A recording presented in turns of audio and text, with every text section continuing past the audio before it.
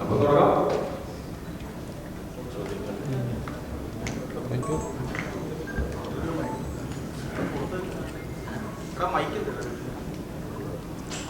അല്ലെ കേൾക്കാവുന്ന ഈ മൈക്ക് എടുത്തോ കാര്യം.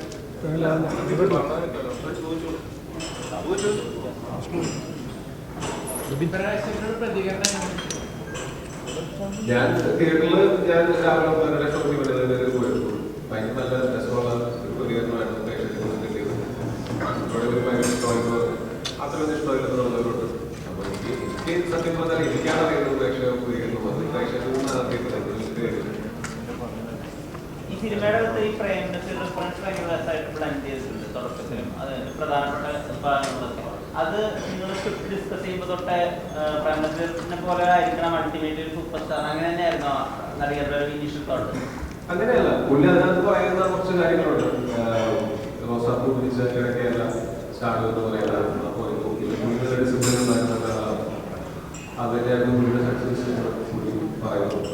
അത് ഒരു പോസിറ്റീവ് മെസ്സേജ് ആണ് കൊടുക്കുന്നത് തോന്നുകയാണ്. ഈ സിനിമയിലെ ക്യാരക്ടറിന് അത് അങ്ങനെയാണ് വേണ്ടത് എന്ന് ജനറലി പറഞ്ഞു വയ്ക്കുന്നതിനേക്കാൾ ഈ ക്യാരക്ടറിന് അതായിരുന്നു ആവശ്യം. ഒരു ഡിസിപ്ലിനിലായിരുന്നു എന്നുള്ള ഞങ്ങൾക്ക് തോന്നിയിട്ടുള്ളത്. സിനിമയിൽ ആക്ടേഴ്സ് മാത്രമേ ഉള്ളൂ, സൂപ്പർ സ്റ്റാർസ് ഇല്ല എന്ന് വിശ്വസിക്കുന്നു. ആക്ടേഴ്സ് ആണ് ഉണ്ടാവേണ്ടത് വിശ്വസിക്കുന്നത്.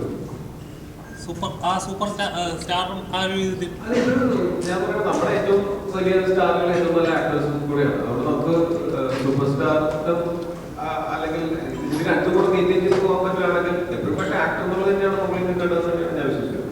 അല്ല, നമ്മളെപ്പോഴും ആ സിനിമയിൽ എടുത്ത് കാണിക്കുന്നുണ്ട്. അതായത് ഇപ്പോൾ സൂപ്പർ സ്റ്റാർ ആകുമ്പോൾ ഒരു തവണ സൂപ്പർ സ്റ്റാർ ആയാൽ പിന്നെ അത് കീപ്പ് ചെയ്യണം, അത് പിന്നെ താഴോട്ട് പോകാനായിട്ട് പറ്റത്തില്ല, അത് കീപ്പ് ചെയ്യണം. നമ്മുടെ ഈ സിനിമയിലെ ക്യാരക്ടർ അയാൾ ഒരു ആക്സിഡന്റൽ സൂപ്പർ സ്റ്റാർ ആണ്. അത് ഞാനിത് പറഞ്ഞ പോലെ തന്നെ അതൊരു ഗതികെട്ട സൂപ്പർ സ്റ്റാറിന്റെ കഥയിലിരിക്കുന്ന കഥ എന്നുള്ളതിനെയാണ് ഞാൻ അത് ഈ ക്യാരക്ടറിന്റെ ഒരു തുടക്കം മുതലുള്ള ജേർണി കാണുമ്പോഴും അത് തന്നെയാണ് മനസ്സിലാക്കേണ്ടത്. അയാൾക്ക് ഏറ്റവും ബെസ്റ്റ് ഓപ്ഷൻ എന്ന് പറഞ്ഞാൽ അയാൾ ഫോക്കസ് തിരിച്ച് അയാൾ എന്താണോ അയാൾ ചെയ്യേണ്ടത്, അയാൾ ഒരു നടൻ എന്നുള്ള നിലയ്ക്ക് നടനമാണ് അയാൾ ചെയ്യേണ്ടത്. അതിലേക്ക് ഫോക്കസ് വെച്ചുകൊണ്ടുവരിക, ഡിസിപ്ലിൻ ആവുക, പെട്ടെന്ന് വരുന്ന പോലെ അയാളുടെ സ്റ്റാർട്ടും അയാൾ ചുറ്റുമുള്ള ഒരുപാട് ഈ പറയുന്ന പോലെ സൗകര്യങ്ങളും അയാളുടെ ഒരു എഫേർട്ടിനെ ബ്ലോക്ക് ചെയ്യുന്നുണ്ടെങ്കിൽ അതിൽ നിന്നൊക്കെ മാറി ആ എഫേർട്ടിലേക്ക് തന്നെ ഫോക്കസ് ചെയ്യണം. അയാളുടെ ജോലി എന്താണ്, അയാൾ എന്ത് ആഗ്രഹിച്ചാണ് സിനിമയിൽ വന്നത്, അതിലൊക്കെ ചെയ്ത് കണ്ടിന്യൂ ചെയ്യുക, നല്ലൊരു നടനാവുക എന്നുള്ളത് തന്നെയാണ് ആ ക്യാരക്ടറെ സംബന്ധിച്ചിടത്തോളം തീർച്ചയായിട്ടും ആവശ്യമായിട്ടുള്ളത്. ഇപ്പോ നമ്മൾ ഈ സിനിമയിലേക്ക് ഇന്നാവുന്നത് നമ്മൾ ഡാൻസ് കാർഡ് ഉണ്ടാവുക. ഈ ഡാൻസ് കാർഡിൽ പല കാലഘട്ടത്തിലെ ടൈറ്റിൽ കാർഡുകളുടെ തീം ഉപയോഗിച്ചേക്കണം. അത് ശരിക്കും ഇന്നാക്കുന്നതിൽ ഭയങ്കര പ്രേക്ഷകരുടെ പ്രശ്നങ്ങൾ ഉണ്ടാക്കുന്നുണ്ട്. അത് ആദ്യമായിട്ട് ചെയ്യുന്നു അങ്ങനെ ഒരു ട്രിപ്പിന് കൊടുക്കാം. തീർച്ചയായിട്ടും സംവിധായകന്റെ ഐഡിയയായിരുന്നു അത്. മാത്രമല്ല സിനിമയുടെ സങ്കേതങ്ങളെയും നാടകവും തുടങ്ങിയ സങ്കേതങ്ങളെയൊക്കെ കൂടുതൽ ഉപയോഗിക്കുക. ഒരു ആക്ടറിന്റെ കഥ പറയുന്ന സമയത്ത് അങ്ങനെ ഉള്ള രീതിയിൽ കഥ പറയുന്നതായിരിക്കും നല്ലതെന്നാണ് തോന്നിയത്. അൾട്ടിമേറ്റ്ലി ആ ടൈറ്റിൽ കാർഡൊക്കെ അത് ജീവന്റെ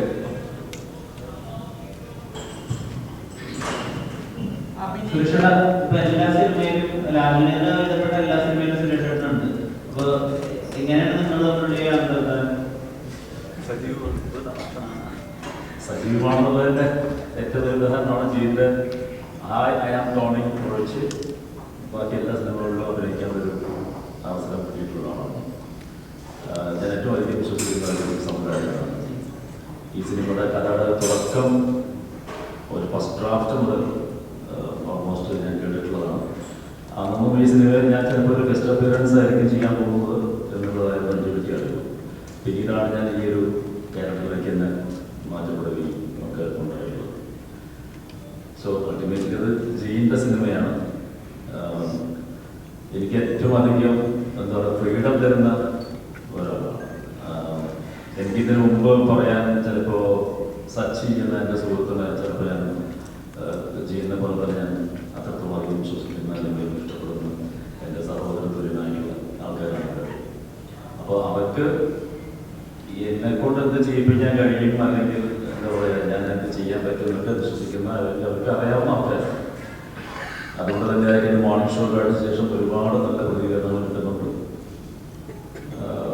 ഏറ്റവും വലിയൊരു ബാൻഡാണ് മൈത്രി മൂവി 90 years അത് വലിയൊരു പുഷ്പ പോലത്തെ വലിയൊരു ബാനറിൻ്റെ കൂടെ, അതുപോലെ തന്നെ ഞാൻ തൊഴിലിൻ്റെ കൂടെ ആദ്യമായിട്ട് ഒരു സിനിമയിൽ ത്രൂവൊക്കെ അഭിനയിക്കാൻ കഴിയുന്നു. ഒരു വലിയ സപ്പോർട്ട് അതിന് പുറകെ ഉണ്ടായിരുന്നു. സംവിധായകന് മാത്രമല്ല, എനിക്ക് സപ്പോർട്ട് തന്ന ആൾക്കാരൊക്കെ തന്നെ, സൗബിനും എല്ലാവരും തന്നെ. പടം ആരംഭിക്കുമ്പോൾ തൊട്ട് തന്നെ ഈ ആക്ടേഴ്സ് തമ്മിൽ വലിയൊരു ബോണ്ട് ഉണ്ടായിരുന്നു. അതൊരു വൈബൊക്കെ ഒരുമിച്ചുണ്ടായിരുന്നു. ഒരു തരത്തിലുള്ള ഒരു ഈഗോയോ അല്ലെങ്കിൽ ഒരു കോംപ്ലക്സോ ഒന്നും തന്നെ ഞങ്ങൾക്കുള്ളിൽ ഉണ്ടായിരുന്നില്ല. എന്തെങ്കിലും ഒരു സീനിൽ കാര്യം ഇംപ്രവൈസ് ചെയ്യണമെന്നുണ്ടെങ്കിൽ അതിനെ സപ്പോർട്ട് ചെയ്യുന്ന ആൾക്കാരായിരുന്നു ഞങ്ങളുടെ നായകനും എല്ലാവരും. അതുപോലെ തന്നെ ഞങ്ങളുടെ പ്രൊഡ്യൂസേഴ്സായ മറ്റ് എല്ലാവരും തന്നെ അതിൻ്റെതായിട്ടുള്ള സപ്പോർട്ട് നമുക്കുണ്ടായിരുന്നു. അതൊക്കെ തന്നെയായിരിക്കാം ഈ സിനിമയുടെ ഒരു വിജയം എന്ന് വിശ്വസിക്കുന്നു. ചേട്ടൻ ചെയ്ത ക്യാരക്ടറിന്റെ പ്രത്യേകത ഈ ഡിപ്ലോമസി ഉണ്ടല്ലോ, നയതന്ത്രം ആൾക്ക് ഭയങ്കര കഴുത്തിലെ ഏരിയ ഉണ്ടാകുന്നത് സ്പെഷ്യലൈസ്. അതിന് റിയൽ ലൈഫ് ആയിട്ട് ആരെങ്കിലും ഇപ്പോൾ ഇടപെടൽ ചേട്ടൻ പോലെ അങ്ങനെ ആരെങ്കിലും റെഫറൻസ് ഒക്കെ എടുത്തിട്ടുണ്ട്? ഇല്ല, തീർച്ചയായിട്ടും എല്ലാ ആക്ടേഴ്സിൻ്റെയും എല്ലാ വലിയ നടന്മാരുടെയും പുറകെയും ഇങ്ങനത്തെ ഓരോ ആൾക്കാരുണ്ടെന്നുള്ളത് തന്നെയാണ് നമ്മുടെ അനുഭവം കൊണ്ട് കണ്ടിട്ടുള്ളത് തന്നെ. അത് അത്തരം കാര്യങ്ങളാണ് സിനിമയിൽ പുറത്ത് കാണിച്ചിട്ടുള്ളത്. അതൊരു പക്ഷെ മറ്റൊരു സിനിമയ്ക്കകത്ത് സിനിമ ചെയ്ത സിനിമകളിലൊന്നും അങ്ങനെ അധികം കാണിച്ചിട്ടില്ല. സോ ഇപ്പോഴും അത്തരം ആൾക്കാരൊക്കെ ഉണ്ട് അവരുടെ പുറകെ. കാരണം അവർ നമ്മൾ കാണുന്ന പോലെ ഈ ഒരു ഇൻസ്റ്റാഗ്രാമിലോ അല്ലെങ്കിൽ മറ്റേതിൽ കാണുന്ന പോലെ അല്ല. അവരുടെ പിന്നിൽ രാത്രിയും പകലുമായിട്ട് അവരുടെ ചിന്ത മുഴുവൻ അടുത്ത സിനിമ എങ്ങനെ ഹിറ്റാക്കുക, അടുത്ത ഹിറ്റ് ഉണ്ടാക്കുക എന്നുള്ളത് മാത്രം ചിന്തിക്കുന്ന ആൾക്കാരാണ് അവർ. ഇപ്പൊ സിനിമയുടെ ഒരു രംഗമുണ്ട്, എന്താണ് ഇഷ്ടപ്പെട്ട വാഹനം, എനിക്ക് ഒരുപാട് ലക്ഷറി വാഹനങ്ങളുണ്ട്, എന്നാലും ഓട്ടോറിക്ഷയാണ് വാഹനങ്ങൾ. ഇത് ഭാവിയിൽ എപ്പോഴെങ്കിലും സെൽഫ് റോൾ ആവില്ല? ഇപ്പൊ ടോബിയുടെ അടുത്ത് എന്താണ് ഇഷ്ടപ്പെട്ട ഭക്ഷണം എന്ന് ചോദിക്കുമ്പോ കഞ്ഞിപ്പയറാണെന്ന് പറഞ്ഞാൽ ഇഷ്ടപ്പെട്ട ഭക്ഷണം കഞ്ഞിപ്പയറല്ല. കഞ്ഞിപ്പയർ ഇഷ്ടമല്ലെന്നല്ല, അതും കഴിക്കാറുണ്ട്. എനിക്ക് പൊതുവെ ഭക്ഷണം ഇഷ്ടമുള്ള ആളാണ്. അപ്പൊ എന്റെ അടുത്ത് ചോദിച്ചാൽ നിങ്ങൾക്ക് സത്യസന്ധമായിട്ടുള്ള ഉത്തരവാണ് കിട്ടുള്ളൂ. ഡേവിഡ് പടിക്കൽ നമ്മൾ പലപ്പോഴും അങ്ങനെ ഒരു സാധനം ഉണ്ടെങ്കിൽ അത് കഴിയുമ്പോൾ അത് അല്ലാതെ മനസ്സിലാവില്ല, അപ്പൊ തന്നെ ചോദിക്കുകയും ചെയ്യുന്നത് ഞങ്ങൾക്കത് മനസ്സിലാവുന്നതാണ്. ഡേവിഡ് പടിക്കൽ എത്രത്തോളം ടോവിനോയെ ഇൻഫ്ലുവൻസ് ചെയ്യുന്നുണ്ട്?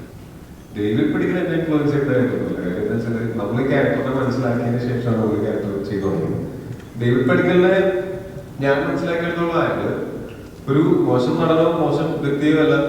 കൈവരിപ്പില് കുറച്ച് പ്രശ്നങ്ങളുണ്ട്. അത് അയാൾക്ക് വേണ്ട രീതിയിൽ പറഞ്ഞു കൊടുക്കാനായിട്ട് ആൾക്കാരെ ഉണ്ടായിരുന്നില്ല. അതുകൊണ്ടാണ് അവിടെ നിന്ന് അയാള് ആക്ടിങ് ആണ് അയാളുടെ ഏറ്റവും വലിയ കോളിംഗ്. അതിന് വേണ്ടിയിട്ടാണ് അയാൾ കൂടുതൽ എഫേർട്ട് എടുക്കുന്നത്. അയാൾ മനസ്സിലാക്കുമ്പോഴാണ് അയാളുടെ ലൈഫിൽ ഒരു മാറ്റം സംഭവിക്കുന്നത്. എനിക്ക് ആ കോളിംഗ് നേരത്തെ കിട്ടിയിട്ടുണ്ട്. അതിന്റെ എന്റെ ശ്രദ്ധ മുഴുവൻ അതിൽ തന്നെയാണ്. എന്റെ അത് തന്നെ എന്തെങ്കിലും തന്നെ അത് ആദ്യമായിട്ടാണ്. ഇതിനു മുമ്പ് ഞാൻ സംസാരിക്കുന്നു, നമ്മളൊക്കെ തമ്മിൽ സംസാരിച്ചിട്ടുണ്ട്. നമുക്ക് പറഞ്ഞു തന്നെയാണ് ഇപ്പോഴും പറയുന്നത്. എന്നെ സംബന്ധിച്ചിടത്തോളം എങ്ങനെ ഞാൻ എന്ന ആക്ടറിനെ എനിക്ക് ഇനി പോളിഷ് ചെയ്തുകൊണ്ടിരിക്കുക എന്നുള്ളതല്ലാതെ ഞാൻ വേറെ എന്തെങ്കിലും കാര്യങ്ങൾ ആലോചിച്ച് ഈ സ്റ്റാർഡും ആലോചിച്ച് ടെൻഷനിലിരിക്കുന്ന ആളല്ല. എനിക്ക് അതിനെ പറ്റിയിട്ട് അത്ര വലിയ ടെൻഷൻ ഇല്ല. ആ ഒരു ഏരിയ ചിന്തിക്കുന്ന ആളല്ല. പക്ഷെ ആസ് എൻ ആക്ടറിന് എന്തൊക്കെ ഇമ്പ്രൂവ്മെന്റ് ചെയ്യാം എന്നുള്ളത് ഞാൻ എപ്പോഴും ചിന്തിച്ചുകൊണ്ടിരിക്കുന്ന കാര്യമാണ്. അപ്പോൾ അത് ഡേവിഡ് പടിക്കലിന് എന്റെ ഇൻഫ്ലുവൻസ് ഉണ്ടായിട്ടുണ്ടാവും. ഡേവിഡ് പടിക്കലിന്റെ ഇൻഫ്ലുവൻസ് ഉണ്ടായിട്ടില്ല. അയാൾക്കുണ്ടായ ഒരുപാട് ഇൻഫ്ലുവൻസ് നേരത്തെ ഉണ്ടായിട്ടുണ്ട്. അല്ലെങ്കിൽ എനിക്ക് എന്റെ ചുറ്റുപാടൊക്കെ പറഞ്ഞു തരാനൊക്കെ ഈ പറഞ്ഞ പോലെ ഫോക്കസ് മാറി പോവാതെ നമ്മളുടെ ചിന്തകളും ശ്രദ്ധകളൊക്കെ എന്തിലേക്കാണോ വേണ്ടത് അതിലേക്ക് തന്നെ ചാനൽ ചെയ്യാനായിട്ട് എന്റെ ചുറ്റുമുള്ള ആൾക്കാർ എന്നെ ഭയങ്കരമായിട്ട് ഹെൽപ്പ് ചെയ്തിട്ടുണ്ടെന്നാണ് തോന്നുന്നത്.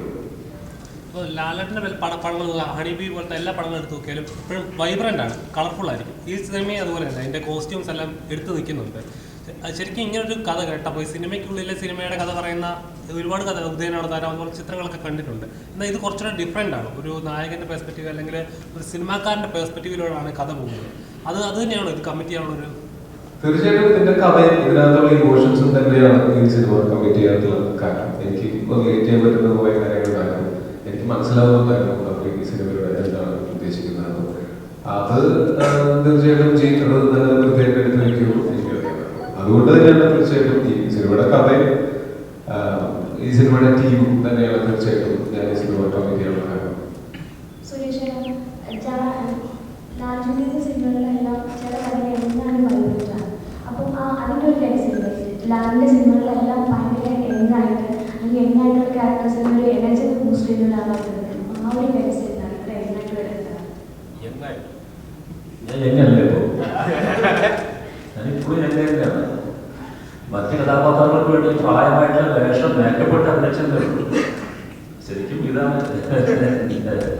ശരിക്കും ഇതൊക്കെ നമുക്ക് തരുന്ന ഓരോ കഥാപാത്രങ്ങളനുസരിച്ചിരിക്കും ഓരോ കാര്യങ്ങൾ ചെയ്യുന്നത്. പിന്നെ ചില സിനിമകൾ നമുക്ക് വളരെയധികം ഇഷ്ടപ്പെട്ട് അതിന് വേണ്ടിയിട്ട് നമ്മൾ ഡെഡിക്കേഷൻ എന്നൊക്കെ പറയുന്ന രീതിയിൽ ഇപ്പോൾ ഈ സിനിമ കമന്റ് ചെയ്ത് അന്നുകൊണ്ട് ഈ സാധനം മനസ്സിൽ ഇങ്ങനെ കിടപ്പുണ്ട് നമുക്ക്. പിന്നെ ഞാൻ പറഞ്ഞില്ലേ, ഇതൊരു കളർഫുള്ളായിട്ട് ഇതുവരെ മാറ്റി കാണിക്കാത്ത ഇതിലൊരു കോസ്റ്റ്യൂംസും അപ്പിയറൻസും കാര്യങ്ങളൊക്കെ ഏതാണ്ട് 6 മാസത്തോളം ആ ഒരു ഗെറ്റപ്പൊക്കെ ഒട്ടിച്ചിട്ടുള്ളതൊന്നുമല്ല, സ്വയം വളർത്തിയുള്ള വീട്ടിലെ ഒരു വീഴ്ചകൾ തന്നെയാണ്. ഇടയ്ക്കിടയ്ക്ക് പല കാരണങ്ങൾ കൊണ്ടും ഷൂട്ടിംഗ് മുടങ്ങിപ്പോയി, മറ്റു പടങ്ങളൊന്നും ചെയ്യാൻ വയ്യാതെ 6 മാസത്തോളം ഈ പടത്തിൻ്റെ പുറകെ നമ്മൾ നിന്നിട്ടുണ്ട്. ഞാൻ മാത്രമല്ല അധികം ഡെഡിക്കേറ്റ് ചെയ്തതാണ് ഇയാൾ, ഒരുപാട് ഫിസിക്കലി എഫേർട്ട് എടുത്തിട്ടുള്ളതാണ് അതിനകത്ത്. അപ്പോൾ അതൊക്കെ നമുക്ക് ഇപ്പം ഒരു കഥ കേൾക്കുമ്പോൾ അല്ലെങ്കിൽ കഥാപാത്രം കേൾക്കുമ്പോൾ ഇത് നമുക്ക് ഇതിനു വേണ്ടി നമ്മൾ ഹാർഡ് വർക്ക് ചെയ്താൽ അത് ഗുണം ചെയ്യും എന്ന് നമുക്കൊരു തിരിച്ചറിവുണ്ടല്ലോ. നമുക്ക് ഇത്രയും കാലമായിട്ട് നിൽക്കുന്നു ഇൻഡസ്ട്രിക്കകത്ത്. അപ്പോൾ ആ തിരിച്ചറിവുള്ളതുകൊണ്ട് തന്നെ അതിന് കൂടെ 100% നീതി പുലർത്താൻ നോക്കിയിട്ടുണ്ട്. ഇപ്പൊ ഒരുപാട് സുഹൃത്തുക്കളായിട്ടുള്ള കഥാപാത്രങ്ങൾ ഇപ്പൊ നമ്മൾ കൂടുതൽ പറയും ചെങ്ങാതി നന്നായ കണ്ണാടി വന്നാന്ന് പറയുന്നത്. പഠിക്കേണ്ട ഒരു കണ്ണാടിയാണോ ശരിക്കും പറഞ്ഞാൽ ഈ ലെനിൻ എന്ന് പറഞ്ഞ ക്യാരക്ടർ? ശരിക്കും ഇതിനു വേണ്ടി മറ്റ് സുഹൃത്തുക്കളിൽ നിന്ന് എങ്ങനെയാ ലെനിൻ ഭയങ്കര വ്യത്യസ്തനായിട്ട്? അല്ല, ലെനിൻ സുഹൃത്തിനേക്കാളും ഉപരി അയാള് സുഹൃത്താണ്. പക്ഷെ അയാൾക്കറിയാം അയാള് പുള്ളിയുടെ അസിസ്റ്റന്റ് ആണ്, പിന്നെ ഒരു വലിയ ഫാൻ ബോയ് ആണ്. അപ്പോ എല്ലാം ചിലപ്പോ നേരെ വിട്ടു തോന്നുന്ന ആദ്യമേ പറയാൻ പറ്റില്ലായിരിക്കും. പക്ഷെ അടുത്ത് ചോദിച്ചാൽ അപ്പൊ സത്യമേ പറയൂല്ലേ, സത്യമേ പറയും. അപ്പൊ അങ്ങനത്തെ ഒരു ക്യാരക്ടറാണ്. അല്ലാതെ ഇതിന്റെ പ്രോപ്പർ ഒരു സുഹൃത്ത് അതെല്ലാം എപ്പോഴും എന്ത് കാര്യങ്ങളും പറയാം, അങ്ങനത്തെ ഒരു ക്യാരക്ടറേ അല്ല. ഇപ്പോൾ സിനിമയുടെ ഒരുപാട് നമുക്ക് ഫ്രണ്ട്സുകളുണ്ട്. അതിന് തിയേറ്ററിൽ നിന്ന് നമുക്ക് കൈയടി കിട്ടിയ ഒരു സീനായിരുന്നു. സിനിമയുടെ അകത്ത് നമുക്ക് കരയുമ്പോൾ നമ്മളെല്ലാവരും കൂടെ ഇരുന്ന് കരയാറില്ലേ എന്ന് പറയുന്നിടത്തെല്ലാം കൈയടിയായിരുന്നു. ഇത് ശരിക്കും അപ്പുറത്ത് കൈ വിരലുകൾ കൊണ്ട് അഭിനയിക്കുന്ന ലാലേട്ടനെ പറ്റിയിട്ടുള്ള റെഫറൻസും ഉണ്ട്. ഇത് എവിടെയെങ്കിലും ബാലൻസിങ് ആയിട്ടാണോ അതോ ശരിക്കും നിങ്ങൾക്ക് ഒരു ട്രിബ്യൂട്ട് പോലെ ഫീൽ ചെയ്തിരുന്നോ? ബാലൻസിന്റെ ഇത് അവർ രണ്ടുപേരും മാത്രമല്ല, വേറെ ആക്ടേഴ്സിന്റെ പറയുന്നുണ്ട്, ആയുഷ്മാൻ ഖുറാന പറയുന്നുണ്ട്, പല ആക്ടേഴ്സിന്റെ കാര്യം പറയുന്നുണ്ട്. ഇത് നമുക്ക് പറഞ്ഞാൽ ആളുകൾക്ക് റിലേറ്റ് ആവുന്ന, നമുക്ക് ഓൾറെഡി അറിയാവുന്ന കാര്യങ്ങളല്ലേ നമ്മൾ ഇങ്ങനത്തെ കാര്യങ്ങൾ പറയണം. അപ്പോഴല്ലേ റിലേറ്റബിൾ ആയിട്ട് തോന്നുള്ളൂ. അപ്പൊ ഈ പറഞ്ഞ കാര്യങ്ങളൊക്കെ പ്രേക്ഷകർക്ക് തോന്നിയിട്ടുള്ളത് കൊണ്ടാണല്ലോ അവരുടെ സീനുകൾക്ക് കൈയടിയും ഒക്കെ ഉണ്ടായിട്ടുള്ളത്. അതുകൊണ്ട് തന്നെയാണ് ഞാൻ പറഞ്ഞത് ഇത് ശരിയാണെന്ന് നമുക്കും എനിക്കും തോന്നിയിട്ടുള്ള കാര്യമാണ്. ഈ പറഞ്ഞ കാര്യങ്ങളെല്ലാം നമ്മളത് അങ്ങനെ പറയുന്നതല്ലേ, ലാലേട്ടനിലൂടെ അഭിനയിക്കുന്നതാണ്. നമുക്ക് അറിയുമ്പോൾ നമ്മൾ ഓൺ സ്ക്രീൻ കാര്യങ്ങൾ അത് എനിക്കും അനുഭവങ്ങളാണ്. പേഴ്സണലി നമുക്ക് കരയുന്ന സീനുകളിൽ കരച്ചിൽ വരാറുണ്ട്. അത് എന്തോ ഒരു മാജിക് അവിടെ സ്ക്രീനിൽ സംഭവിക്കുന്നുണ്ട് പുള്ളി കരയുന്ന സമയത്ത്. അത് തന്നെയാണ് ഈ പറഞ്ഞ പോലെ നമ്മൾ ഈ സിനിമയിൽ പറഞ്ഞിട്ടുള്ളൂ. അല്ലാതെ പുതിയതായിട്ട് ഞങ്ങൾ എന്തെങ്കിലും റിസർച്ച് ചെയ്ത് കണ്ടുപിടിച്ചതിനേക്കാളുപരി നമ്മളെ മൊത്തത്തിൽ എല്ലാവർക്കും അറിയാവുന്ന ഒരു എന്താ പറയുക ആക്കാന്ന് അതറിയാവുന്നതാണ്. എല്ലാവരും പറഞ്ഞിട്ടുള്ള കാര്യമാണ്. അതുകൊണ്ട് റിലേറ്റബിൾ ആകുന്ന തോന്നിയതുകൊണ്ട് തന്നെയാണ്. അല്ലാണ്ട് അതിന് ബാലൻസ് ചെയ്യേണ്ട ആവശ്യം കാര്യമാണ്. നമുക്ക് ആയുഷ്മാൻ ഖുറാന സിനിമ കണ്ടിട്ടാണ് പുള്ളിയുടെ പറഞ്ഞത്. അതല്ല, അത് നമുക്കത് അങ്ങനെയുള്ള ചില കാര്യങ്ങൾ റെഫറൻസുകൾ പറയുന്നത് നമ്മൾ നമ്മുടെ നോർമൽ കോൺവെർസേഷൻസിൽ പറയില്ലേ. ഇപ്പൊ എന്റെ അടുത്ത് ആക്ടർ സുഹൃത്തുക്കളല്ല, ഞാൻ ആക്ടർ ആയതുകൊണ്ട് എന്റെ സുഹൃത്തുക്കളോട് സംസാരിക്കുമ്പോൾ സിനിമയും ഇതുപോലുള്ള റെഫറൻസസ് എന്നോട് പറയാറുണ്ട്. ഇപ്പൊ സൗമികയുടെ ക്യാരക്ടർ പറയുന്ന പോലെ പല ആക്ടേഴ്സിന്റെ നല്ല ക്വാളിറ്റീസ് അങ്ങനെ കണ്ടില്ലെങ്കിൽ ഇതൊക്കെ നമ്മൾ പറയാറുള്ളതാണ്. നമുക്കിടയ്ക്ക് അതുപോലെ വളരെ സ്വാഭാവികമായിട്ട് നമ്മളുടെ ദൈനംദിന സംസാരത്തിൽ നമ്മൾക്ക് അതേ നമ്മൾ സംസാരിക്കുകയും ചെയ്യുന്ന കാര്യങ്ങളാണ് നമ്മൾ സിനിമയിൽ പറഞ്ഞിട്ടുള്ളത്. തീർച്ചയായിട്ടും ഇതിനകത്തുള്ള എല്ലാം സ്ക്രിപ്റ്റിൽ ഉണ്ടായിട്ടുള്ളതാണ്. അത് ആ ഒരു സീനിന്റെ ട്രീറ്റ്മെന്റിലും അല്ലെങ്കിൽ ആ സീനിലെ പെർഫോമൻസിലുള്ള ചെറിയ ഇംപ്രവൈസേഷൻ വെച്ച് കഴിഞ്ഞാൽ ഇതിനകത്ത് നമ്മൾ സിനിമയിൽ കാണുന്ന എല്ലാം സ്ക്രിപ്റ്റിൽ ഉണ്ടായിട്ട് തന്നെയാണ്.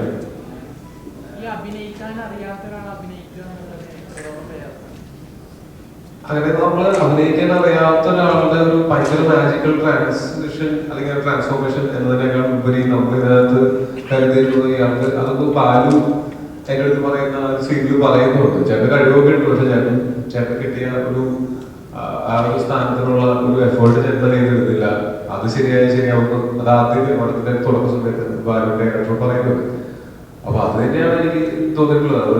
അയാളൊരു മോശം ആക്ടർ അല്ല, ഒരു എഫേർട്ട് എടുക്കാത്ത ആക്ടറാണ്. അതുകൊണ്ട് ഒറ്റ സാധനങ്ങളിലേക്ക് ചെയ്യാൻ പറ്റും എന്നുള്ളതല്ല, അപ്പുറത്തേക്ക് ഓരോ ക്യാരക്ടറിനെ മനസ്സിലാക്കി കുറച്ചുകൂടെ ഇമോഷൻസ് അതിനകത്ത് നിന്ന് മനസ്സിലാക്കി അങ്ങനെ ഇൻവോൾവ് ആയിട്ട് അഭിനയിക്കാനായിട്ട് ഇയാൾ ശ്രമിക്കുന്നു എന്നുള്ളത്. അപ്പൊ അങ്ങനെ ഭയങ്കര മോശം ആക്ടറായിട്ട് കാണിക്കുകയാണെങ്കിൽ നമ്മൾ ഇത്രയും വർഷമായിട്ട് ഇൻഡസ്ട്രിയിൽ നിൽക്കുന്ന ഇയാൾ ആദ്യത്തെ 3 സിനിമയിലൊക്കെ ഹിറ്റായ ഒരാളായിട്ട് അത്ര മോശം ആക്ടറല്ല, ഒരു ഓക്കെ ആക്ടർ. അയാൾ അതില്ലാത്ത എഫേർട്ടാണ്. എഫേർട്ട് ഇട്ട് കഴിഞ്ഞാൽ അയാളുടെ ആക്ടിംഗ് കരിയറൊക്കെ മെച്ചപ്പെടും എന്നുള്ളതാണ് ഈ സിനിമ പറഞ്ഞു വെക്കുന്നത്.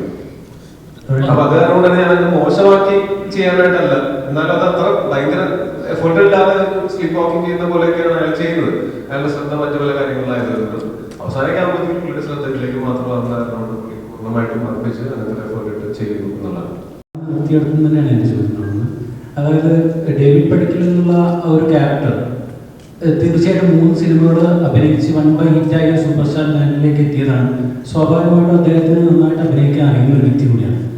പക്ഷേ അദ്ദേഹത്തിൻ്റെ ജീവിതത്തിൽ സംഭവിച്ചു പോയ ഒരുപാട് വിഷമതകളായിരിക്കാം, പക്ഷേ ചെറുപ്പത്തിൽ അദ്ദേഹത്തിന് അത്തരത്തിൽ ഒരു അവഗണനയായിരിക്കും ചിലപ്പോൾ അദ്ദേഹത്തിന് ജീവിതത്തിൽ ആരോടൊക്കെയോ റിവെഞ്ച് തീർക്കുക എന്നുള്ള രീതിയിൽ കിട്ടുന്ന ആ ഒരു സ്റ്റാർഡം പരമാവധി മുതലെടുക്കുക എന്നുള്ള രീതിയിലേക്കാണ് വന്നതായിരിക്കാം ചിലപ്പോൾ ഡേവിഡ് പടിക്കൽ.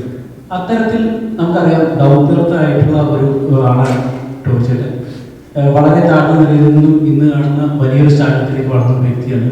അപ്പം അത്തരത്തിൽ ആ ഒരു ഘട്ടത്തിൽ അന്ന് സംഭവിച്ച എന്തെങ്കിലും അവഗണനകൾ ഇന്ന് ഈ ഒരു സ്റ്റാറായിട്ട് നിൽക്കുന്ന സമയത്ത് ചെയ്തിട്ടുണ്ടോ, അല്ലെങ്കിൽ അത്തരം എന്തെങ്കിലും സാഹചര്യം ഉണ്ടായിട്ടുണ്ടോ എന്നാണ് പറയുന്നത് ഈ ഒരു ക്യാരക്ടറുമായി? ഇതിനകത്ത് ഈ ക്യാരക്ടറിനാണെങ്കിൽ പോലും അയാളുടെ ട്രോമകളല്ല അയാളുടെ പ്രശ്നം, അതിന്റെ പേരിലുള്ള ആളുകളുള്ള റിവെഞ്ചുമല്ല അയാളുടെ പ്രശ്നം. അയാൾക്ക് പെട്ടെന്ന് ഒരു ആക്സിഡന്റൽ സൂപ്പർ സ്റ്റാർ പോലെ പെട്ടെന്ന് പുള്ളിക്ക് ഹാൻഡിൽ ചെയ്യാൻ പറ്റാത്തൊരു സക്സസ് വന്നു. അതേപോലെ ഹാൻഡിൽ ചെയ്യാനായിട്ട് കൂടെ നിന്ന് പറഞ്ഞു കൊടുക്കാൻ ഇതൊന്നും ആരും ഒറ്റയ്ക്ക് നിന്ന് ചെയ്യുന്ന കാര്യങ്ങളല്ല. പല കാര്യങ്ങളും നമുക്ക് എല്ലാം ഒന്നും അറിയില്ല, പുറത്ത് ആൾക്കാർ പറഞ്ഞത് കേൾക്കാനായിട്ട് നമ്മൾ തയ്യാറാവുകയും പറ്റും. അപ്പൊ ഇയാളുടെ ക്യാരക്ടർ, ഈ ക്യാരക്ടറിന്റെ പ്രശ്നം അതായിരുന്നു.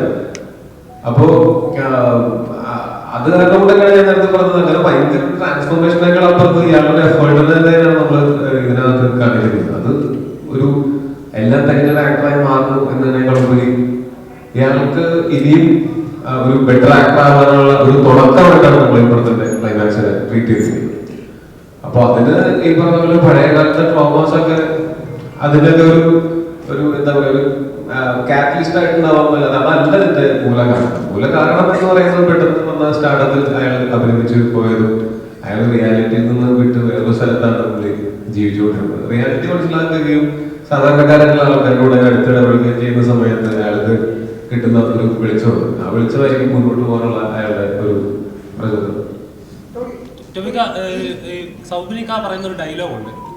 അതായത് ഇപ്പം അതായത് ഡേവിഡ് പടിക്കൽ 3 സിനിമ ഹിറ്റായപ്പോൾ, അതായത് ഒരു സാധാരണക്കാരനായി മറ്റുള്ളവരോട് ഇടപെടുന്ന സമയത്താണ് ആ 3 സിനിമ ഹിറ്റായത്. പിന്നീട് സൂപ്പർ സ്റ്റാർ എന്നൊരു പദവി വന്നപ്പോഴേക്കും ആ ഒരു ഇതങ്ങ് ഇടിഞ്ഞു പോയെന്നുള്ളത്.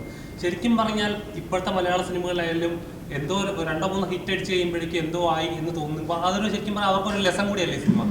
പുറത്തുനിന്ന് നോക്കി കാണുമ്പോഴാട്ടോ എനിക്ക് തോന്നുന്നത്. എനിക്ക് ഉറപ്പില്ല നിങ്ങൾ ഈ പറയുന്ന പോലെയാണ് 2 സിനിമ കഴിയുമ്പോഴത്തേക്ക് ആളുകൾ മാറും. അതൊന്നും എനിക്ക് തോന്നുന്നില്ല. എനിക്ക് എന്റെ അനുഭവത്തിൽ പറയാൻ പറ്റുള്ളൂ. ചുറ്റുമുള്ള ആൾക്കാരൊക്കെ എനിക്ക് ചിലപ്പോൾ നമ്മൾ മാറിയതായിട്ട് തോന്നുക, നമുക്കത് തോന്നിക്കൊള്ളുന്നില്ല. നമ്മുടെ ഏറ്റവും അടുത്ത ആൾക്കാർക്ക് ഇപ്പൊ ഞാൻ എന്നെ പണ്ടറിയാത്തവർക്ക് ഞാൻ മാറിയെന്ന് പറയാൻ പറ്റും. അല്ലെങ്കിൽ ഒരു വ്യക്തി, ഏതൊരു വ്യക്തിയായിക്കോട്ടെ, ആ വ്യക്തിയെ നമുക്ക് മുൻപരിചയമില്ലെങ്കിൽ അയാൾ അത് മാറിപ്പോയിട്ടോ, അയാൾ മാറിപ്പോയെന്ന് പറയാനായിട്ട് നമുക്ക് അയാൾ മുൻപരിചയം വേണം. അപ്പൊ അത് എനിക്ക് അറിയില്ല. നിങ്ങൾ പറഞ്ഞ കാര്യം എനിക്ക് പേഴ്സണൽ അനുഭവം ഇല്ല. പിന്നെ എനിക്ക് തോന്നുന്നത് നമ്മള് ആദ്യത്തെ 3 സിനിമകളൊക്കെ അയാളുടെ ഹിറ്റ് ആയത് അയാൾ ആ സമയത്ത് എഫേർട്ട് ആയിരിക്കാം. ആ സമയത്ത് അയാൾ കുറച്ചുകൂടെ ആളുകളുടെ ഇടവേള അടുത്ത ഇടവഴി ജീവിച്ചിരുന്നായിരിക്കും, റിയാലിറ്റിയിൽ തന്നെ ആയിരിക്കും അയാൾ ജീവിച്ചിട്ടുണ്ടായിരുന്നത്. അപ്പൊ അവിടെ നമ്മൾ കുറച്ചങ്ങോട്ട് പോയി കഴിയുന്ന സമയത്ത് നമ്മൾ നമ്മളെ തന്നെ അപ്ഡേറ്റ് ചെയ്യേണ്ടത് ഒരു ആവശ്യകതയാണ്. ഇപ്പൊ 10 കൊല്ലം മുമ്പ് നമ്മളൊരു കാര്യം മനസ്സിൽ വിചാരിച്ച് അതുമായിട്ട് തന്നെ ജീവിതകാലം മുഴുവൻ മുന്നോട്ട് പോകുക എന്നുള്ളതിനേക്കാളപ്പുറം കുറച്ചുകൂടെ ലോകം മാറുന്നതൊക്കെ മനസ്സിലാക്കി നമ്മളുടെ അവസ്ഥ എന്താണ്, നമ്മളെന്തൊക്കെ മാറ്റങ്ങൾ വരുത്തണം. ചിലപ്പോൾ പണ്ട് പറഞ്ഞൊരു തമാശ പറയാൻ പറ്റില്ലായിരിക്കും.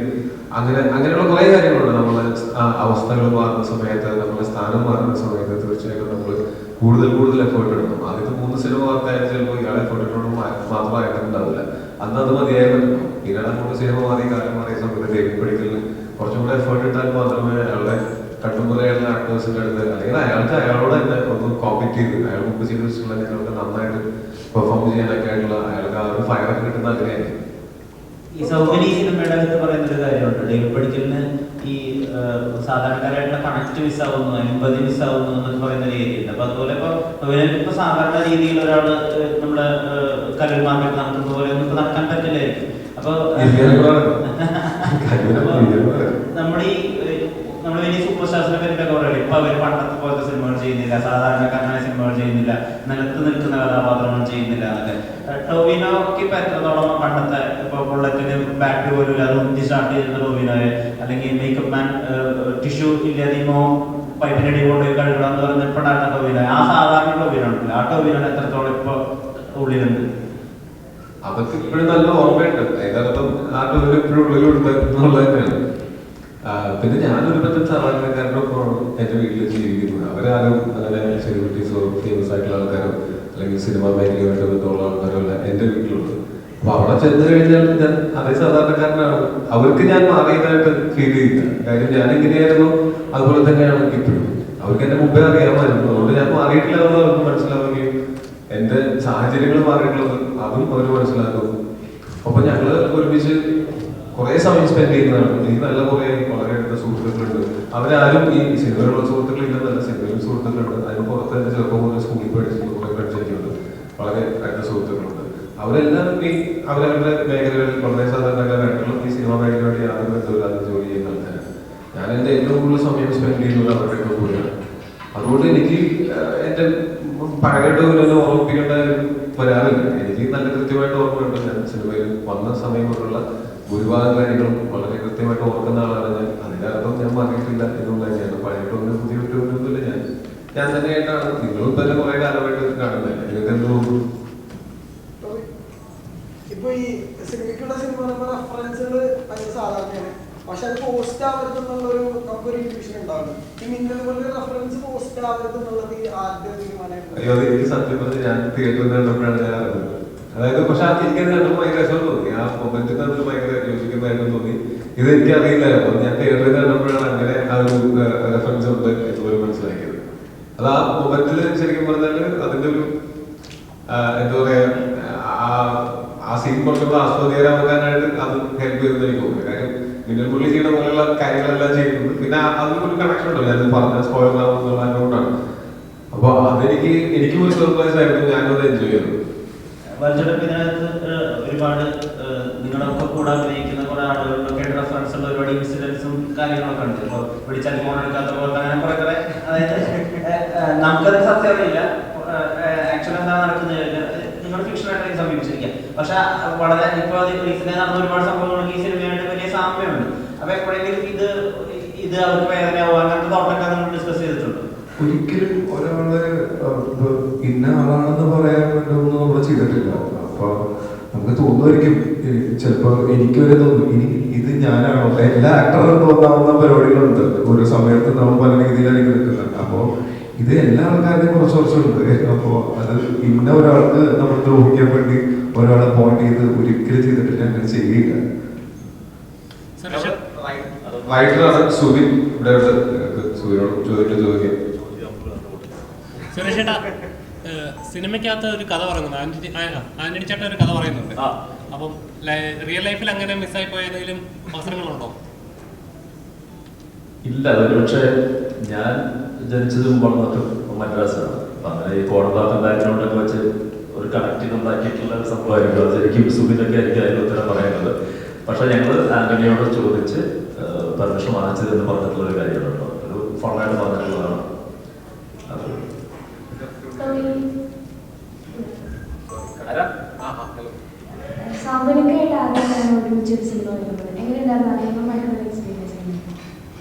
സൗബിക ഞങ്ങൾ കുറെ വർഷങ്ങളായിട്ട് പരിചയമുണ്ട്, സൗഹൃദമുണ്ട്. ഒരേ സിനിമയിൽ ഞങ്ങൾ അഭിനയിച്ചിട്ടുണ്ട്. പക്ഷെ ആദ്യമായിട്ട് കോമ്പിനേഷൻ സീൻ വരുന്നത് ഈ സിനിമയിൽ തന്നെയായിരുന്നു. സൗബികയോടെ വർക്ക് ചെയ്യുന്ന സമയത്ത് ഭയങ്കര രസമായിരുന്നു വർക്ക് ചെയ്യാനായിട്ട്. കാര്യം പുള്ളിയും വളരെ സീരിയസ് ആയിട്ട് സിനിമയെ സമീപിക്കുന്ന ഒരാളാണ്. ഈ ക്യാരക്ടറിനാണെങ്കിലും പുള്ളിക്ക് ഞാൻ വളരെ എന്താ പറയുക സന്തോഷവാനാണ് പുള്ളി ഈ ക്യാരക്ടർ ചെയ്തിരിക്കുന്ന രീതിയിൽ. ഭയങ്കര രസമായിട്ട് അതിനെ ഓവർഡൂ ചെയ്യാതെ അയാളെ ഇപ്പൊ ഒരു ആക്ടിങ് ട്രെയിനിങ് വരുന്ന സമയത്ത് അയാൾ എല്ലാം തരുന്ന ഒരു അങ്ങനെ ഇൻവിൻസിബിൾ ആയിട്ടുള്ള ഒരാളായിട്ടൊന്നുമല്ല അയാളെ കാണിച്ചിരിക്കുന്നത്. അപ്പൊ അയാളുടെ ക്യാരക്ടറിനെ ഇയാൾ ആധുനിക മനുഷ്യനാണെന്നൊക്കെ പറയുകയും പക്ഷെ ഇയാളും സാധാരണ ഒരു മനുഷ്യനാണ്. പക്ഷെ അങ്ങനെയുള്ള ഒരാള് അയാളുടെ ചുറ്റുപാടുകളോ അയാളുടെ എത്രയൊക്കെ അയാൾ തമാശയൊക്കെ പറഞ്ഞു നടക്കുന്നുണ്ടാലും അയാൾക്ക് ജീവിതത്തിൽ ഒരു അറിവുണ്ട്, കുറച്ച് കാര്യങ്ങളിൽ അറിവുണ്ട്. അത് നമുക്ക് ചില സീനുകളിൽ വ്യക്തമായിട്ട് മനസ്സിലാവുകയും ചെയ്യും. പക്ഷെ എന്നാൽ അത് മാത്രമല്ല അയാളുടെ ക്യാരക്ടറിന്റെ സവിശേഷതയും കൂടെ ഈ ഡേവിഡ് പടിക്കലിനെ ഭയങ്കരമായിട്ട് ഇൻഫ്ലുവൻസ് ചെയ്യണം. അങ്ങനത്തെ ഒരു ക്യാരക്ടറാണ് ആ സിനിമയിൽ. ഈ ഡേവിഡ് പടിക്കലിനെ ആസ് എൻ ആക്ടറും ആസ് എ ഹ്യൂമൻ ബീയിങ്ങും ബെറ്റർ ആക്കുന്ന ഒരു ക്യാരക്ടറാണ്. അത് സംഭവിക്കുന്നുണ്ട് ഇന്ത്യയിലുമായിട്ട് ചെയ്തിട്ടുള്ളതാണ് എനിക്ക് തോന്നിയത്. വർക്ക് ചെയ്യുന്ന സമയത്ത് ഭയങ്കര ഈസിയാണ് ഇങ്ങനെ നമ്മൾ ഒരേപോലെ ചിന്തിക്കുകയും ഒരേപോലെ സിനിമ കാണുകയും സ്നേഹിക്കുകയും സിനിമയെ സ്നേഹിക്കുകയും ചെയ്യുന്ന ആൾക്കാരോട് വർക്ക് ചെയ്യുന്ന സമയത്ത് ഭയങ്കര കംഫർട്ടബിൾ ആയിരുന്നു സോഫ്റ്റ്വെയർ വർക്ക് ചെയ്യുമ്പോൾ. അല്ല ഡേവിഡ് വളരെ മോശപ്പെട്ടാണ്, അതുകൊണ്ടാണ് അയാൾ അങ്ങനെ പരാമർശിക്കുന്നത്. അയാൾ അതങ്ങനെയാണ് ചിന്തിക്കുന്നത്. അയാളുടെ പ്രശ്നങ്ങളാണ് നമ്മൾ ഈ സിനിമയിൽ പറയുന്നത്. അയാളുടെ അറിവില്ലായ്മ അല്ലെങ്കിൽ അയാളുടെ എന്താ പറയാ ഇങ്ങനെയുള്ള കാര്യങ്ങളെ പറ്റിയിട്ടുള്ള ഒരു ബോധ്യമില്ലായ്മ, അങ്ങനെയുള്ള ബോധ്യമില്ലായ്മ ഉണ്ടായതിനു ശേഷം പുള്ളി ഒരിക്കലും അങ്ങനെ ഒരാളെ ആ വാക്ക് വെച്ചിട്ട് ഒരാളെ ദ്രോഹിക്കാൻ വേണ്ടി വിളിക്കുന്നത്. ആ സീൻ കണ്ടാൽ മനസ്സിലാവും അങ്ങനെ ഉള്ളൊരു ദുരുദ്ദേശത്തോടുകൂടിയിട്ടാണ് അയാൾ ആ സീനിൽ അത് വിളിക്കുന്നത്. അത് ഡേവിഡ് എന്ന് പറയുന്നതിന് നമ്മൾ ഒരിക്കലും അയാൾ നല്ലൊരു ഭയങ്കര നല്ലൊരു എന്താ പറയാ അതെ ഞാൻ പറയട്ടെ ആ ഒരു വാക്കിന്റെ കാര്യമാണ്. ആ വാക്ക് ആ ഒരു കോണ്ടെക്സ്റ്റ് അയാൾ ഉപയോഗിച്ചിരിക്കുന്നത് അങ്ങനെയാണ്. അതൊരു കാരണവശാലും ഒരു മോശം വാക്കുമല്ല.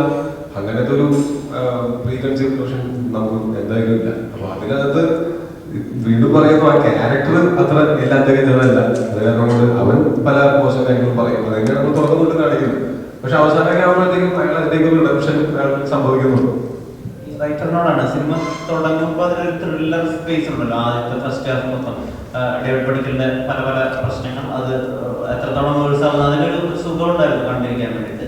പിന്നെ സെക്കൻഡ് ഹാഫിലേക്ക് അതിനൊരു അയാളുടെ റിയലൈസേഷൻ അല്ലെങ്കിൽ അയാളുടെ ഉള്ളിലേക്ക് നോക്കും. അവിടേക്ക് ഒരു ഫീൽ ഗുഡിലേക്കൊക്കെ മാറുന്നുണ്ട് ഈ സിനിമ. അപ്പം അതാണ് പ്രധാനപ്പെട്ട വിമർശനമൊക്കെ ആയിട്ട് ആളുകൾ പറയുന്നത്. ഫസ്റ്റ് ഹാഫ് തീർന്നു അറിഞ്ഞില്ല, സെക്കൻഡ് ഹാഫ് കുറെ കാര്യങ്ങൾ പറയുന്നുണ്ട്, കുറെ ജീവിത ദർശനങ്ങളൊക്കെ പറയുന്നുണ്ട്. ഈ ട്രാക്ക് മാറ്റം കുറച്ചുകൂടി സെക്കൻഡ് ഹാഫ് കുറച്ചുകൂടി പൾസേറ്റിംഗ് ആക്കായിരുന്നു, അങ്ങനെ ഒരു ഐഡിയ ഉണ്ടായിരുന്നു. അത് ഇങ്ങനെ തന്നെയായിരുന്നു ഇനീഷ്യൽ തോട്ട്സ്. നമ്മളിങ്ങനെ തന്നെയാണ് ഉദ്ദേശിച്ചത്. അതായത് ഇതൊരു ബേസിക്കലി ഒരു അൺയൂഷ്വൽ സ്റ്റോറിയാണ്. നമ്മൾ എന്ന് വെച്ചാൽ ഇതുവരെ പറയാത്തൊരു സ്റ്റോറി പറയണം എന്നുള്ളൊരു തോട്ട് പ്രോസസ്സിൽ നിന്നാണ് നമ്മൾ ഈ സിനിമയുടെ ഐഡിയ വരുന്നത്. സ്ഥിരം പാറ്റേൺ പൊളിച്ച് ഒരു പുതിയൊരു എക്സ്പീരിയൻസ് ആൾക്കാർക്ക് കൊടുക്കാം എന്നുള്ളൊരു തോട്ടിലാണ് സിനിമ വീണ്ടും വീണ്ടും കാണാൻ ഒരു വൺ ടൈം വാച്ച് അല്ലാത്തൊരു മൂവി ആയിട്ട് വരാനാണ് നമ്മൾ ആഗ്രഹിക്കുന്നത്. അപ്പം ഒരു മിക്സ്ഡ് റെസ്പോൺസ് കേൾക്കുന്നുണ്ട്. പക്ഷേ ഒരുപാട് ഇഷ്ടപ്പെട്ടവരുണ്ട്, അത് ഇഷ്ടപ്പെടാത്തവരുണ്ട്. അപ്പം എനിക്കൊന്ന് കുറച്ച് ദിവസങ്ങൾ കഴിയുമ്പോഴേക്ക് കൂടുതൽ ആൾക്കാർ തിയേറ്ററിലോട്ട് എത്തുമ്പോൾ അതായത് നമ്മൾ ബാക്കിയുള്ളതൊന്നും കേൾക്കാതെ നമ്മൾ തന്നെ തിയേറ്ററിലോട്ട് വരുന്ന ഒരു പ്രോസസ്സാണ്. ആ പ്രോസസ്സിലോട്ട് കിടക്കുമ്പോൾ ഇപ്പോൾ കുറച്ച് ഈ മൂവിനെ പറ്റി ഡിസ്കഷൻ നടക്കും. അതുപോലെ ഇപ്പോഴത്തെ ചർച്ചകൾ നടക്കുന്നതും തന്നെ ചോദ്യങ്ങൾ ചോദിക്കുന്നത് ഞങ്ങൾ സിനിമയുടെ വിജയമായിട്ട് കരുതുന്നു. രജിസാറിന്റെ ക്യാരക്ടറിനെ നോക്കിയിട്ട് ജന്മീതും ഫ്യൂഡൽ മാണമീതൊക്കെ ഒളിപ്പിക്കാൻ ഐഡിയ എങ്ങനെയാണ്? അല്ല അത് പുള്ളി വളരെ സ്പോർട്ടീവ് എടുത്തു. അത് എന്താ പറയാ, അത് പൊതുവെ നമ്മൾ എല്ലാവരും സംസാരിക്കുന്ന ഒരു കാര്യമാണ്. അത് എനിക്കത് പ്രശ്നമായിട്ട് തോന്നിയില്ല, പുള്ളിക്കത് പ്രശ്നമായിട്ട് തോന്നിയിട്ടുണ്ടാവില്ല. എൻജോയ് ചെയ്താണ് പുള്ളിയെ ക്യാരക്ടർ ചെയ്യുന്നത്. ഹാപ്പി ആയിരുന്നു അങ്ങനത്തെ പരാമർശങ്ങളൊക്കെ വരുവാണ്. എന്നെക്കാൾ ടീച്ചറായിട്ട് കൂടുതലായിട്ടുള്ള സുരേഷേട്ടനോട് ചോദിക്കാം. പക്ഷെ എനിക്ക് തോന്നുന്നത് കാര്യം ഞങ്ങള് ഒരു ദിവസമല്ല കുറെ ദിവസങ്ങൾ ഷൂട്ട് ഒരുമിച്ചുണ്ടായിരുന്നു. അപ്പൊ പുള്ളി ഭയങ്കര ഫണ്ണായിട്ടും ഭയങ്കര രസമാണ് പുള്ളിയുടെ സെറ്റിൽ ഉണ്ടാവുക എന്ന് പറയുമ്പോൾ പുള്ളി തമാശയൊക്കെ പറഞ്ഞ് ചിരിച്ചു കളിച്ചു. അത് നമുക്ക് പെട്ടെന്ന് പുറത്ത് നോക്കുമ്പോൾ ഭയങ്കര സീരിയസ് ഒരു മനുഷ്യനാണെന്ന് തോന്നുകയാണെങ്കിലും ഭയങ്കര രസമുള്ള ഹ്യൂമർ സെൻസും ഇവർ രണ്ടുപേരും കൂടെയുള്ള സീനിലൊക്കെ എനിക്ക് അത് ഭയങ്കര ഓർക്കായിട്ട് തോന്നി. പുള്ളിയുടെ ഒരു ചെറിയ റാങ്കിങ് പോലത്തെ അപ്പൊ അതൊക്കെ അത് നല്ല ഹ്യൂമർ സെൻസ് ഉള്ള ആൾക്കാർക്ക് ചെയ്യാൻ പറ്റുന്ന കാര്യമാണ്. പുള്ളി സിനിമയിൽ ഭയങ്കര ഇൻവോൾവ് ആയിട്ട് പുള്ളി ഭയങ്കര ഹാപ്പി ആയിട്ട് വർക്ക് ചെയ്യുന്ന സമയത്ത് അങ്ങനെ പുള്ളിക്ക് അങ്ങനെ ഒരു പ്രശ്നം തോന്നിയതായിട്ട് ഒരു സൂചന പോലും ഞാൻ കിട്ടിയില്ല. ഇപ്പൊ ഈ ശരിക്കും പറഞ്ഞ ഡേവിഡിന്റെ ഒരു ബാക്ക് സ്റ്റോറി ഉണ്ട്. ഈ ശരിക്കും ആൾക്കാർ ഭയങ്കര കൺഫ്യൂസ്ഡ് ആവുമല്ലോ ചില സിറ്റുവേഷനിൽ ഡേവിഡിന്റെ സൈഡിലൂടെ എങ്ങനെയാണെന്നൊക്കെ. അപ്പൊ ഈ പ്രൊമോ മെറ്റീരിയൽസ് മുമ്പ്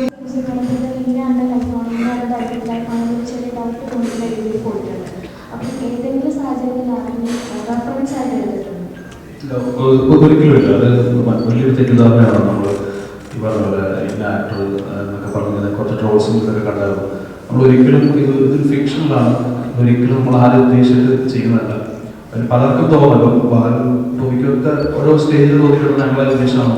അതുപോലെ ആർക്കും തോന്നും, ആക്ടേഴ്സിന് ആർക്കും തോന്നും. അതൊരിക്കലും ആരും പേഴ്സണലി എടുക്കില്ല എന്ന് വിചാരിക്കുന്നു. ഇത് ഒരു നമ്മൾ ബേസിക്കലി എല്ലാവരും സിനിമ വർക്ക് ചെയ്യുന്നവരാണ്. അപ്പോൾ നമ്മൾ എല്ലാവരുടെ സിനിമ വിജയിക്കണമെന്നും എല്ലാ സിനിമയും സെലിബ്രേറ്റ് ചെയ്യണമെന്നാണ് നമ്മൾ ആഗ്രഹിക്കുന്നത്. അപ്പോൾ അത് പേഴ്സണലായിട്ട് എടുക്കരുത്. ഇതാരെ എനിക്ക് വരുന്നത് എനിക്കറിയില്ല. അപ്പം ഞാൻ എങ്ങനെയാണ് അവരെ ഇൻഫ്ലുവൻസ് ചെയ്യുന്നത് എനിക്കറിയില്ല. അപ്പോൾ ഇതൊരു ഫിക്ഷണൽ ക്യാരക്ടറാണ്, ഇതൊരു ടെംപ്ലേറ്റ് ആണ്, അതാരും അങ്ങനെ പേഴ്സണലി എടുക്കില്ല എന്ന് വിചാരിക്കുന്നു. പിന്നെ ഒരു ഡയലോഗ് എന്തൊരു ഇഷ്യൂ ഉണ്ടായിരുന്നു, മെഡിക്കൽ റപ്പ് എന്ന് പറയുന്നത്. അത് ആക്ച്വലി അത് ആ ക്യാരക്ടർ സംസാരിക്കുന്ന ഭാഷയാണ്. ആ കോശി സാർ എന്ന് പറഞ്ഞ ക്യാരക്ടർ സംസാരിക്കുന്ന ഭാഷയിൽ ഈ ആക്ടർ ഡേവിഡ് വന്നിട്ട് പറയുന്നത് ഒരു ഡിസ്ക്രിപ്ഷൻ പറയുന്ന പോലത്തെ ഒരു ഫീൽ പറയുന്നതുകൊണ്ടാണ് അങ്ങനെ ചോദിക്കുന്നത്. താൻ മെഡിക്കൽ റപ്പാണോ താൻ പറയുന്നത് ഫീൽ ചെയ്യാൻ? അത് മെഡിക്കൽ റപ്പ് മോശം ജോലി ആണെന്നോ അല്ലെങ്കിൽ അവർക്ക് ഫീൽ ഇല്ലാത്തതെന്നൊന്നും നമ്മളോട് ഉദ്ദേശിച്ചിട്ടില്ല. ആ ക്യാരക്ടർ സംസാരിക്കുന്ന ഭാഷയാണ്, അത് എൻ്റെ ഭാഷയല്ല. ഓരോ ക്യാരക്ടർ സംസാരിക്കുന്ന ഡേവിഡ് പടിക്കൽ സംസാരിക്കുന്ന ഡേവിഡ് പടിക്കലിൻ്റെ ഭാഷയും, ലെനിൻ സംസാരിക്കുന്നത് എൻ്റെ ഭാഷയും, പി കെ സംസാരിക്കുന്നത് പി കെയുടെ ഭാഷയാണ്. അപ്പോൾ അങ്ങനെ വരുത്താനാണ് ശ്രമിച്ചേക്കുന്നത്. ഇതൊന്നും നമ്മളാരും ഉദ്ദേശിച്ചതോ നമ്മുടെ ആരുടെയോ പൊളിറ്റിക്സോ ഒന്നുമല്ല. അത് ആ രീതിയിൽ തന്നെ എൻജോയ് ചെയ്താലും കാണാൻ ശ്രമിക്കുള്ളൂ വിചാരിക്കും.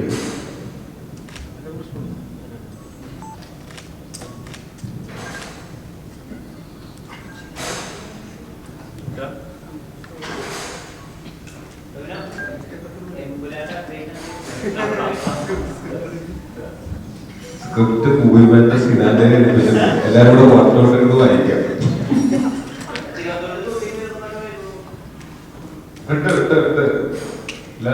അത് ഞാൻ പറഞ്ഞില്ല, നിങ്ങളത് ചോദിക്കുന്നത് എന്തുകൊണ്ടാണ്, അതിന്റെ ആ ഒരു സീക്രസി അവർ കാത്തു സൂക്ഷിക്കുന്നതുകൊണ്ടാണ്.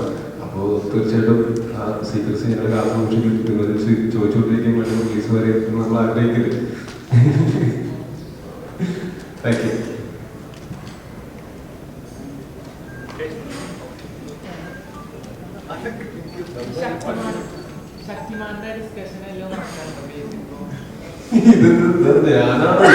ഞാനാണോ ഈ അച്ഛനല്ലേ ഈ ഇൻഡസ്ട്രി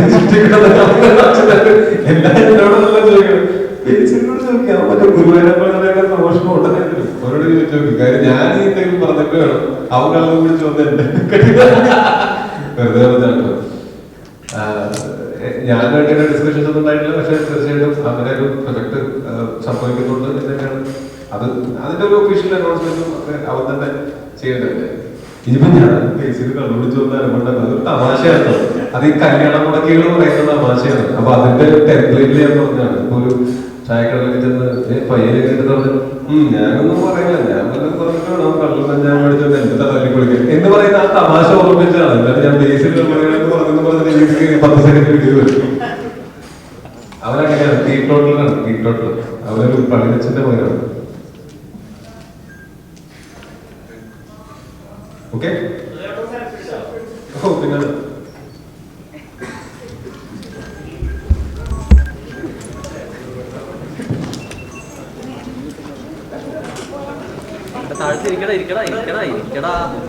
ചൈൽഡ്ഹുഡിനെ വെച്ചിട്ട് തന്നെ ഉണ്ടായിരുന്നു. അപ്പോ അവർ അൺയൂഷ്വൽ സ്റ്റോറി പറയുമ്പോൾ അൺയൂഷ്വൽ പ്രൊമോ മെറ്റീരിയൽസ് വേണമെന്നുള്ള ഒരു ഐഡിയ ആയിരുന്നു. അത് ആക്ച്വലി ജീനാണ് ഫസ്റ്റ് പറഞ്ഞത്, ഒരു ഒറിജിൻ സ്റ്റോറി പോലെ ഒരു സോങ്ങിൽ ആ സ്റ്റോറി പറയാം. പക്ഷെ അറ്റ് ദ സെയിം ടൈം നമ്മൾ സിനിമ കാണുമ്പോൾ എനിക്ക് സോങ് കാണാത്തവർക്ക് അത് കണക്ട് ആവുന്നുണ്ട്. എന്താണ് പുള്ളിയുടെ ലൈഫിൽ സംഭവിച്ചെന്നുള്ളത് കിട്ടുന്നുണ്ടെന്നാണ് ഞാൻ മനസ്സിലാക്കുന്നത്. അപ്പം അതൊരു അൺയൂഷ്വൽ പ്രോസസ്സിന്റെ ഭാഗമായിട്ട് തന്നെ വന്നതാണ് ഒറിജിൻ സ്റ്റോറി എന്നുള്ളൊരു കൺസെപ്റ്റ്. തീർച്ചയായിട്ടും ചേട്ടാ, അതായത് നമ്മൾ ഈ എഴുതിയ സമയത്ത് ഇങ്ങനെ ഒരു കഥ പ്രേക്ഷകരിലേക്ക് എത്തിക്കണം എന്നൊരു തോട്ടുണ്ടായിരുന്നു. ഇപ്പോൾ കണ്ടു കഴിഞ്ഞപ്പോൾ തന്നെ പലപ്പോഴും നമുക്ക് ഇൻഡസ്ട്രിയിൽ പലപ്പോഴും നടന്ന ഇൻസിഡൻസ് ഒക്കെ നമുക്ക് കണക്ട് ചെയ്യാൻ പറ്റുന്നുണ്ട്. എപ്പോഴൊക്കെയോ നടന്നിട്ടുള്ള ആരൊക്കെയോ ഇൻസിഡൻസ് കണക്ട് ചെയ്യാൻ പറ്റുന്നുണ്ട്. അപ്പോൾ ഇത് പ്രേക്ഷകരിലേക്ക് എത്തിക്കണം, ഇങ്ങനെ ഒരു സിനിമയ്ക്കുള്ളിൽ ഇങ്ങനെ ഒരു കഥകളുണ്ട്, ആ ഒരു ഇൻസ്പിറേഷൻ എങ്ങനെയാണ്? ബേസിക്കലി എനിക്ക് പേഴ്സണൽ തോന്നിയാലും നമ്മളിപ്പോൾ സോഷ്യൽ മീഡിയ നമ്മൾ സ്ക്രോൾ ചെയ്യുമ്പോൾ ഈ സിനിമയെ പറ്റി തന്നെ സംസാരം കാണുമ്പോൾ ഓഫ് കോഴ്സ് ആൾക്കാർക്ക് ഇറിറ്റേഷൻ തോന്നാണ്. സിനിമ മാത്രമല്ല, ലോകങ്ങളുണ്ട്, ഒരുപാട് പ്രധാനപ്പെട്ട കാര്യങ്ങൾ നടക്കുന്നുണ്ട്. അപ്പം ഇത് ഒരു ജോണർ മാത്രമാണ്, സിനിമയ്ക്കുള്ള സിനിമ എന്ന് പറഞ്ഞൊരു ജോണർ മാത്രമാണ്. അപ്പോൾ ഒരുപാട് ജോണർ സിനിമകൾ ഇറങ്ങുന്നുണ്ട്. ഇതൊരു പർട്ടിക്കുലർ ജോണറാണ്. അപ്പോൾ ആ ജോണർ സിനിമയെ എൻജോയ് ചെയ്ത് അതൊരു റിപ്പീറ്റബിൾ വാല്യൂ അല്ലെങ്കിൽ അതൊരു എന്താ പറയുക ഒരു പിന്നെ ആൾക്കാർക്ക് കാണാൻ ഒരു ത്വരമാക്കുന്ന രീതിയിൽ അങ്ങനെ ഡിസ്കസ് ചെയ്യണമെന്ന്, അല്ലെങ്കിൽ സിനിമയെ ഇഷ്ടപ്പെടുന്നവർ സിനിമ എന്താണെന്ന് അറിയാൻ ആഗ്രഹിക്കുന്നത്, ഇതിനുള്ളിൽ നടക്കുന്ന പ്രോസസ്സൊക്കെ നമുക്കൊന്ന് ലോകത്തിനോട് പറയണം എന്ന് തോന്നിയുടെ പുറത്ത് നമ്മളായിരിക്കും.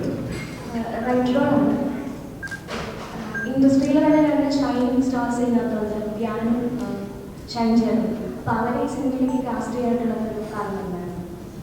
നമ്മൾ ബേസിക്കലി സിനിമയ്ക്കുള്ള സിനിമ കാണുമ്പോൾ ഉദയനാണെങ്കിൽ അതിൽ ലോകദാസ് സാറും അതുപോലെ കൊച്ചനീപ സാറും അവരൊക്കെ നിന്നിട്ടാണ് പറയുന്നത്. ശരിക്കും പുള്ളി തന്നെ എഴുതിയ സ്ക്രിപ്റ്റാണോ എന്ന് ചോദിക്കുന്നതായാലും നമുക്ക് വലിയ ബിലിയോടായിട്ട് തോന്നുന്നത് അവർ സിനിമയിലുള്ളവർ തന്നെ അത് ചെയ്യുന്നതാണ്. വേറൊരു ആക്ടർ ആക്ടർ ചെയ്യുമ്പോൾ അത്ര ബിലീവബിൾ അല്ല. അപ്പം സിനിമയ്ക്കുള്ള സിനിമ എന്ന് പറയുമ്പോൾ ഈ പറഞ്ഞ പോലെ ഓൾറെഡി ഉള്ള ആക്ടേഴ്സിനെ അവരായിട്ട് തന്നെ നമ്മൾ കാസ്റ്റ് ചെയ്യുമ്പോൾ കുറച്ചുകൂടെ ആൾക്കാർക്കും അതൊരു ബിലീവബിലിറ്റിയും അതുപോലെ അത് എൻജോയ് ചെയ്യാനുള്ള ഒരു വരാൻ വേണ്ടി തന്നെ അങ്ങനെ നടത്തിയൊരു കാസ്റ്റ് ചെയ്യണം.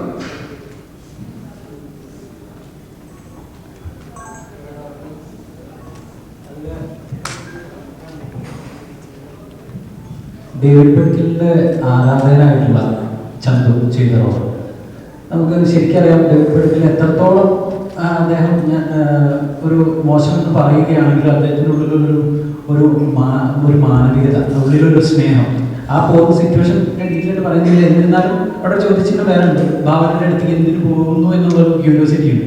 ആ ഘട്ടത്തിലാണ് ഇത് ഈ ചന്തു പിടിക്കുന്നത്.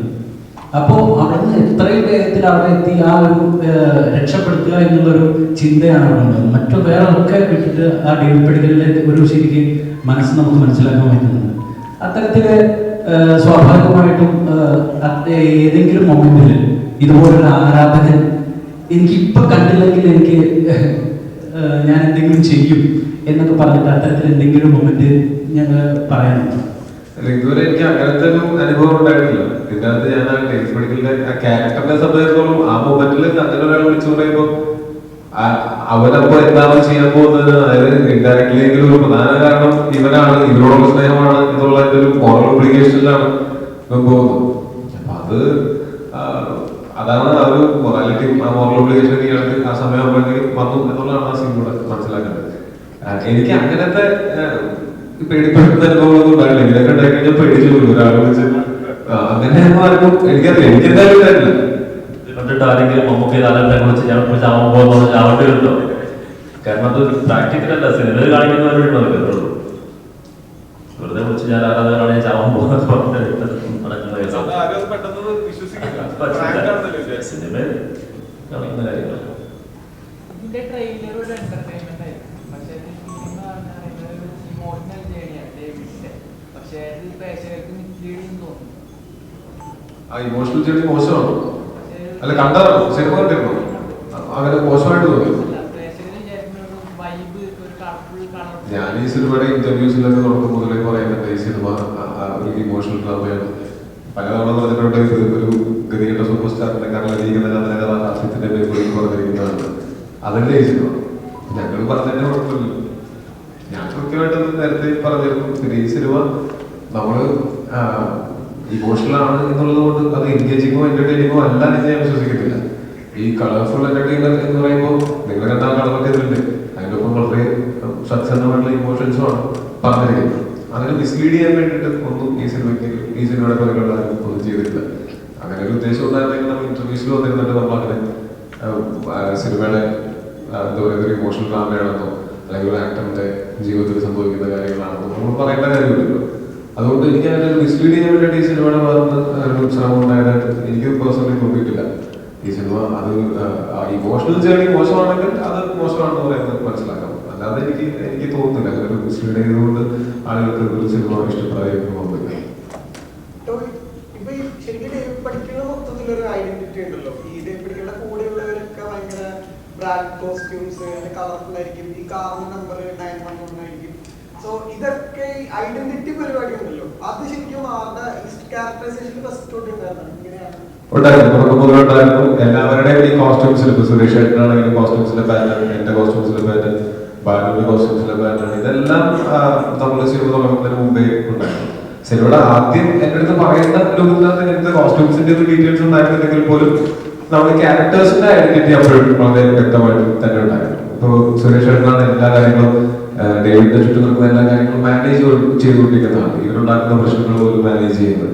അങ്ങനെയുള്ള ഡീറ്റെയിൽസ് ഉണ്ടായിരുന്നു. ഇപ്പൊ ബാലുവിന്റെ ബാലു എല്ലാത്തിനും കൂടെ കൂടുകയും എന്നാൽ ചോദിച്ചു കഴിഞ്ഞാൽ സത്യസന്ധമായിട്ട് മോശമായിട്ടുള്ള കാര്യങ്ങൾ മോശമാണെന്ന് അത് മുതലാളിയോട് പറയും എന്ന് പറയുന്നത് നല്ല രസമുള്ള കാര്യമാണ്. സൗകര്യയുടെ കാര്യങ്ങളുണ്ടായിരുന്നു. ആധുനിക മനുഷ്യനാണെന്നൊക്കെ പറഞ്ഞിട്ട് എന്നാൽ സാധാരണ ഒരു പച്ച മനുഷ്യൻ എന്ന് പറയുന്നത്.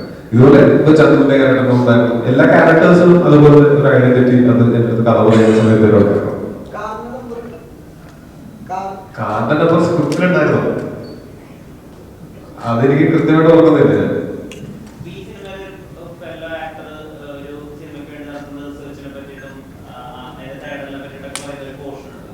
അതുപോലെ ഒരുപാട് സൂപ്പർ സ്റ്റാർ സൂപ്പർ ആക്ടേഴ്സിനോട് ഇന്റർവ്യൂ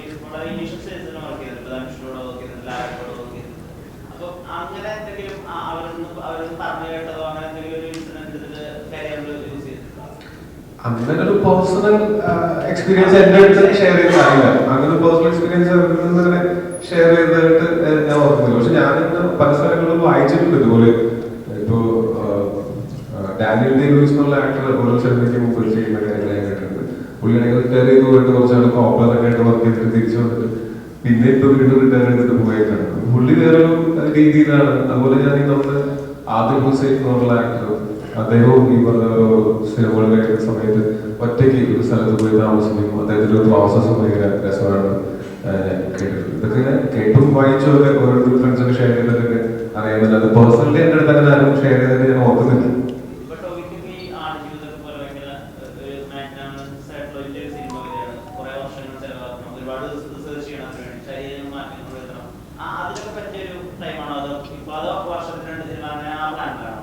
എനിക്ക് അങ്ങനെ പ്രത്യേകിച്ച് ഒരു പ്ലാനില്ല. ഒരു സിനിമകൾ വരുന്നതനുസരിച്ചാണ് നമ്മുടെ പ്ലാനുകൾ ഉണ്ടാവുന്നത്.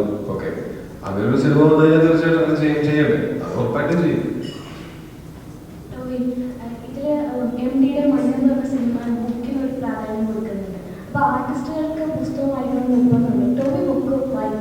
ഞാൻ കുറച്ചൊക്കെ പുസ്തകം വായിക്കുന്നത് അതിന് നിർബന്ധമൊന്നുമില്ല. പുസ്തകം വായിക്കാതെ ആളുകളായിട്ട് സംസാരിച്ച് കഴിഞ്ഞാൽ പുസ്തകം വായിക്കുന്നതിനേക്കാളും അറിവുള്ള ആളുകളൊക്കെ സംസാരിക്കുന്ന സമയത്ത് ചിലപ്പോൾ അങ്ങനെ കിട്ടുന്നില്ല.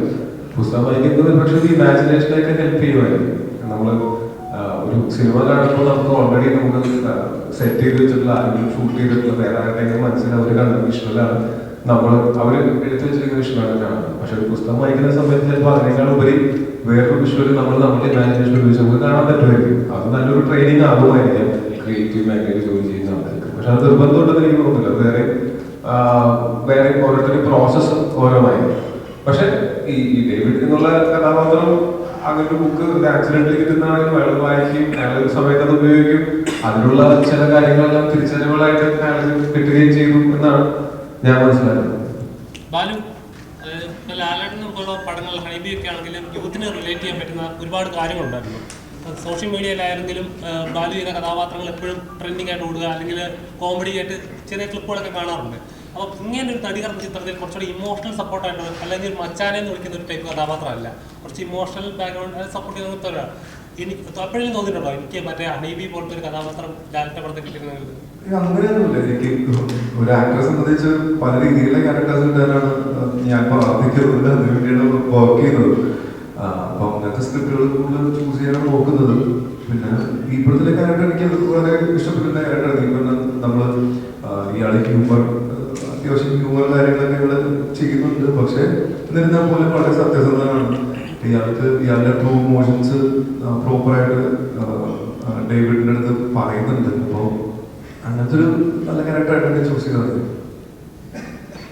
പൊതുവേ എന്ന് പറഞ്ഞാൽ 100 days അടിക്കുക അങ്ങനെയൊന്നുമല്ലല്ലോ. അപ്പോൾ എത്ര ദിവസം എത്ര കോടി അടിക്കുക എന്നുള്ള ട്രാക്കാണ് ഈ സിനിമയ്ക്ക് പ്രതീക്ഷകളാണ്. അത് എപ്പോഴും ഒരിക്കലും നമ്മൾ കോടിക്ക് വേണ്ടിയിട്ടല്ലോ, അത് പടം നല്ലാവാൻ വേണ്ടി ചെയ്യണം. പടം നന്നാകുമ്പോൾ കുറെ കോടികളൊക്കെ വരും.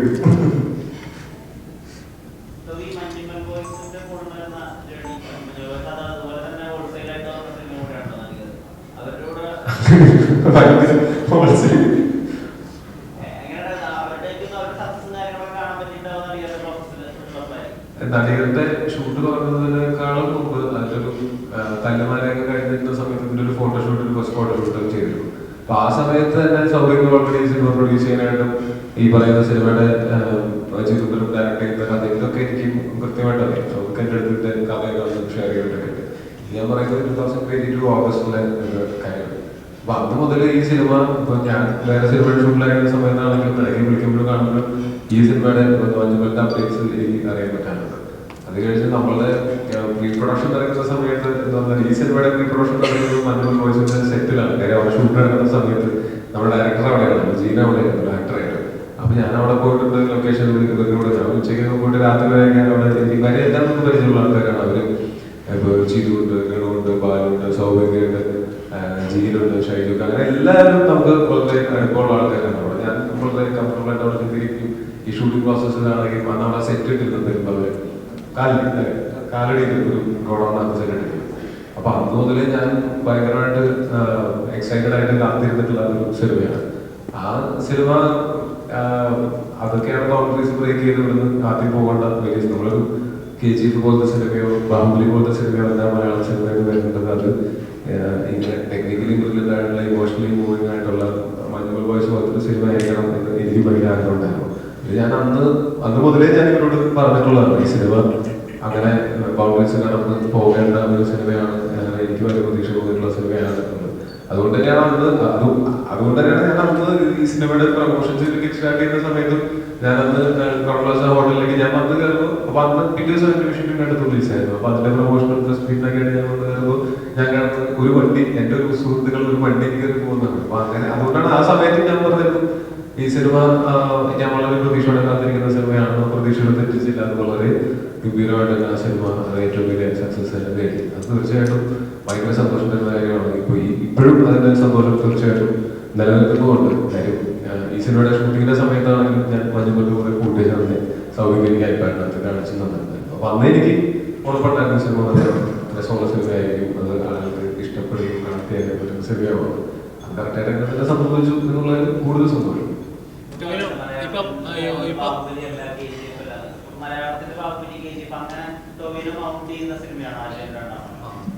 അങ്ങനെയൊന്നും ചോദിച്ചാൽ അങ്ങനത്തെ ഏതെങ്കിലും ഒരു രീതിയിൽ ഞാൻ ഒന്നിനെയും കരുതാറില്ല. എല്ലാ സിനിമയും നമ്മൾ എന്ത് പറയുന്നു എന്നുള്ളതിനേക്കാൾ കൂടുതൽ സിനിമ കണ്ടിട്ടുള്ള പ്രേക്ഷകർ എന്ത് പറയുന്നു എന്നുള്ളത് തന്നെയാണ് എന്നെ സംബന്ധിച്ചിടത്തോളം ഭയങ്കര ഇമ്പോർട്ടൻ്റ് ആയിട്ടുള്ളത്. അത് തന്നെയാണ് ഞാൻ ഡിപ്പെൻഡ് ചെയ്യാറുള്ളത്. സാധാരണ പ്രേക്ഷകരുടെ റെസ്പോൺസ് എന്താണ് എന്നുള്ളത് തന്നെയാണ്. അപ്പൊ അതും ഞാൻ സിനിമ റിലീസ് ആവുന്നതിന് മുമ്പ് തീർച്ചയായിട്ടും അതിന് വേണ്ടിയിട്ട് തന്നെയാണ് ഞാൻ വെയിറ്റ് ചെയ്തുകൊണ്ടിരിക്കുന്നത്. നന്നായിട്ട് എഴുതിയ ഒരു പരീക്ഷയുടെ പേപ്പർ കിട്ടുന്നത് കാത്തിരിക്കുന്ന പോലെ തന്നെയാണ്. അത് വരുന്ന സമയത്തും ഞാൻ ഇതേ എക്സൈറ്റ്മെന്റോട് തന്നെയാണ് വെയിറ്റ് ചെയ്യുന്നത്. ഞാൻ ആ സിനിമ എന്ന് പറഞ്ഞാൽ കുറച്ചുകൂടെ കൂടുതൽ ദിവസം ഷൂട്ട് ചെയ്യുകയും കുറച്ചുകൂടെ കൂടുതൽ ഫിസിക്കലിയും മെന്റലിയും ഒക്കെ കൊണ്ടുവരേക്ക് വന്നിട്ടുള്ള സിനിമയാണ്. അത് വളരെ ഭംഗിയായിട്ട് ഷേപ്പപ്പായിട്ട് വരുന്നത്. പക്ഷെ അവകാശവാദങ്ങളൊന്നുമില്ല. പടം നല്ല ദിവസമായിട്ട് വന്നിട്ട് പോകുമ്പോൾ 3D ആണ്. അതിനകത്ത് കുറെ കഥയുണ്ട്, 3 കാലഘട്ടത്തിന്റെ കഥയുണ്ട്. കുറെ നല്ല പെർഫോമൻസസ് ഉണ്ടായിരിക്കും, കുറെ നല്ല മൊമെന്റ്സ് ഉണ്ടായിരിക്കും, ആക്ഷൻ രംഗങ്ങളുണ്ടായിരിക്കും, റൊമാൻസ് ഉണ്ടായിരിക്കും, അങ്ങനെയുള്ള കുറെ കാര്യങ്ങളൊക്കെ ഉണ്ട്. ഇതൊക്കെ ഒരു സിനിമ എന്നുള്ള നിലയ്ക്ക് ഇതിന്റെ ടോട്ടാലിറ്റി പ്രേക്ഷകരെ എത്രത്തോളം ഇഷ്ടപ്പെടുന്നു അത്രത്തോളം സിനിമ വലിയ വിജയമാകും. അപ്പൊ അത് വേണ്ടിയിട്ടാണ് ഞാൻ കാത്തിരിക്കുന്നത്. ജോവി ഈ പറഞ്ഞ പോലെ അതിൽ നിന്ന് ചോദിക്കുകയാണ്, ഇപ്പം മലയാളികൾ ഏറ്റവും കൂടുതൽ പ്രതീക്ഷയോടെ കാത്തിരിക്കുന്ന ആടുജീവിതം ഹിറ്റായി, മഞ്ഞുമൽ ബോയ്സ് ഹിറ്റായി, അടുത്ത ഏറ്റവും കൂടുതൽ കാത്തിരിക്കുന്നത് അജയന്റെ 2ാം വർഷമാണ്. ഒരു റെസ്പോൺസ് എത്തുമ്പോൾ പറയാം ടോവിയുടെ പെർഫോമൻസ് കാത്തിരിക്കുന്ന ഒരു പടമാണ് അതെന്നുള്ളത്. ശരിക്കും ടോവിയുടെ ഒരു കരിയർ ബ്രേക്ക് വരുന്ന അല്ലെങ്കിൽ ടോവി കാത്തിരുന്ന ഒരു കഥാപാത്രം തന്നെയാണോ അത്? തീർച്ചയായിട്ടും ആ കഥാപാത്രം ഞാൻ കാത്തിരുന്ന കഥാപാത്രം എന്ന് പറയാൻ അറിയില്ല. എനിക്ക് അത് 3 ഡിഫറെന്റ് ക്യാരക്ടേഴ്സ് ഉള്ളതായത് കൊണ്ട് തന്നെ ഞാൻ അതിന് മുമ്പ് എന്റെ ഡയറക്ടറായിട്ടുള്ള ജിതിന്റെ അടുത്ത് പറഞ്ഞിരുന്നു. അത് ഭയങ്കര പണിയാണ്. എനിക്ക് ഇപ്പൊ നമ്മള് വലിയ വലിയ ആളുകളൊക്കെ കമൽഹാസൻ പോലുള്ള ആളുകളൊക്കെ ചെയ്യുന്നതാണ് 3 വേഷമൊക്കെ ഒരു സിനിമയിൽ തന്നെ. അതൊക്കെ ഞാൻ ചെയ്ത ശരിയാവുമോ ഞാൻ ആദ്യം ചിന്തിച്ചത്. പക്ഷെ അവൻ അതിൽ ട്രസ്റ്റ് ചെയ്യുകയും ഞങ്ങൾ അതിന് വേണ്ടിയിട്ട് പ്രിപ്പറേഷൻസ് കാര്യമായി തന്നെ എടുക്കുകയും ചെയ്ത് സിനിമ ഷൂട്ട് ചെയ്ത് കഴിഞ്ഞപ്പോൾ അത് 3 കാലഘട്ടങ്ങളിലായിട്ട് അത് അത്ര എന്താ പറയുക പ്രശ്നമില്ലാതെ അത്യാവശ്യം വൃത്തിയായി തന്നെ നമുക്കത് ചെയ്യാൻ സാധിച്ചിട്ടുണ്ടെന്നാണ് ഞാൻ വിശ്വസിക്കുന്നത്. പക്ഷെ ഇപ്പോഴും ഞാൻ പറയുന്ന ഞാൻ ഒന്നിനെയും ഒരു എന്താ പറയാ ഒരു അൾട്ടിമേറ്റ് ഇതായിരിക്കും അങ്ങനെ ഒന്നുള്ള ഒരു അവകാശവാദങ്ങളില്ല. കാര്യം സിനിമ ചെയ്യുന്ന സമയത്ത് ഞാൻ ചെയ്ത എല്ലാ സിനിമയും എനിക്ക് ഭയങ്കരമായിട്ട് ഇഷ്ടപ്പെടും. അത് ഏറ്റവും നല്ല വിജയമായി എന്ന് തന്നെയാണ് ഞാൻ ആഗ്രഹിക്കുകയും ചെയ്യുക. ആ സിനിമ പ്രേക്ഷകരിലേക്ക് എത്തുമ്പോഴാണ് അതിന്റെ നമുക്ക് അതിന്റെ പൂർണ്ണമായിട്ടുള്ള റിസൾട്ട്. ആളുകളാണ് ബേസിക്കലി അങ്ങനെ എന്റർടൈൻ ആവുന്ന പ്രേക്ഷകർ ആളുകൾ കാണുകയും എൻജോയ് ചെയ്യുകയും ചെയ്യുന്ന സമയത്താണ് നമുക്ക് നമ്മൾ സ്വപ്നം കണ്ടതിനൊക്കെ പൂർണ്ണ സംഭവിക്കുന്നത്. പക്ഷെ തീർച്ചയായിട്ടും അതിനെ ആളുകൾ കാത്തിരിക്കുന്നുണ്ട് ആ സിനിമയ്ക്ക് വേണ്ടി എന്ന് പറയുന്ന സമയത്ത് വലിയ സന്തോഷമുണ്ട്. കുറച്ച് പോസ്റ്ററുകളും ഒരേ ഒരു ടീസറും മാത്രമേ ആ സിനിമ പുറത്തു വന്നിട്ടുള്ളൂ. അത് ആളുകൾക്ക് ഇഷ്ടപ്പെട്ടിട്ടുണ്ടെങ്കിലും സിനിമ ഉറപ്പായിട്ടും ഇഷ്ടപ്പെടും.